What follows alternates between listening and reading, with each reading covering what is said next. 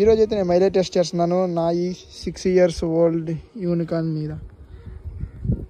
చూద్దాం లీటర్కి ఎంత మైలేజ్ అయితే వస్తుందో. సో ఇందులో అయితే ప్రస్తుతానికి కొంచెం పెట్రోల్ ఉంది. ఆ పెట్రోల్ అయితే ఖాళీ చేసేసి తర్వాత ఈ 1 లీటర్ పెట్రోల్ పోసి చూద్దాం.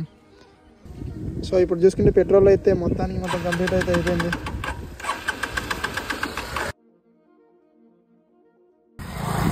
$82,724 కిలోమీటర్స్ అయితే తిరిగింది. లీటర్కి ఎంత వస్తుంది అనేది చూద్దాం.